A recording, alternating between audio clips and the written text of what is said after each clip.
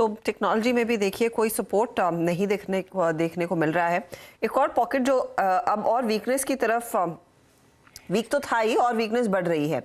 Metals देखिएगा, और NMDC पर एक शॉर्ट कॉल अमित आपने दिया, 108 आपका टारगेट था। हिंडाल्को में मैं देख रही हूँ फ्रेश सेल साइड की पोजीशंस अब और एक्टिवेट होती हुई दिखाई दे रही है। अब बात करते करते 4.5% नीचे आ गया है, वो अचानक इसे नीचे खींचा जा रहा है। यही स्थिति टाटा स्टील में भी हो रही है और जेएसडब्ल्यू स्टील में भी वही बिकवाली का प्रेशर बनता हुआ। करीब आधे % का दबाव पिछले 10 मिनटों में इन स्टॉक्स ने और जोड़ लिया है और इस हफ्ते यहाँ पर वीकनेस रही है। ये बताइए, क्या ऑफ कोर्स मेटल्स वीक हैं, आपने एनएमडीसी टॉपिक के तौर पर चुना, लेकिन हिंडाल्को, टाटा स्टील या फिर जेएसडब्ल्यू में अगर किसी ने नई बिकवाली करनी है तो कौन सा लेंगे?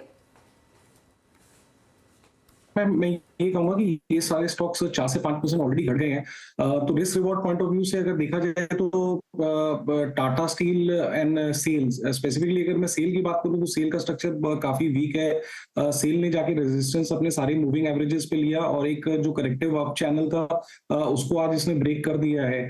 तो सेल में एक शॉर्ट की पोजीशन बनाई जा सकती है for targets of 78 rupees and stop loss of 85। Okay, तो 78 के टारगेट के लिए सेल में एक मौका क्लियरली बनता हुआ दिखाई दे रहा है बिकवाली की तरफ। राजेश, आपकी क्या सलाह होगी इन मेटल काउंटर्स में, क्योंकि ऑफ कोर्स हम सब जानते हैं एक सिक्लिकल स्टोरी है। कल परसों ही हम बात कर रहे थे कि स्टील कंपनियों में ग्लोबली शायद प्राइसेस बढ़ रहे हैं, लेकिन भारत में उतनी डिमांड नहीं है और भारत में जो प्रीमियम मिलता था वो काफी इरोड हुआ है। क्या एक शॉर्ट टर्म में दबाव ही रहेगा इन काउंटर्स में? आप शॉर्ट साइड पर रहेंगे?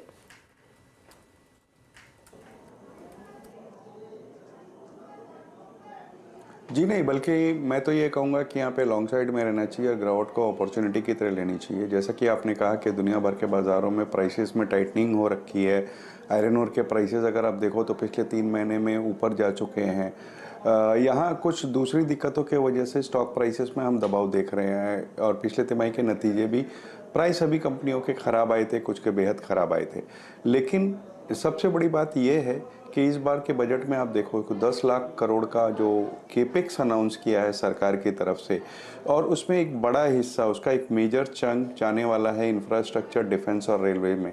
तो जाहिर सी बात है कि जब ये केपेक्स 10 लाख करोड़ का होगा और बड़ा चंक इंफ्रास्ट्रक्चर वगैरह में जाएगा तो सीधे सीधे सीमेंट और स्टील कंपनियों के बॉटम लाइन में दिखेगा। तो मुझे लगता है कि ये जो नरमी दिख रही है और मध्यम से लंबी अवधि के निवेशक हैं वहाँ खरीदारी की सलाह रहेगी।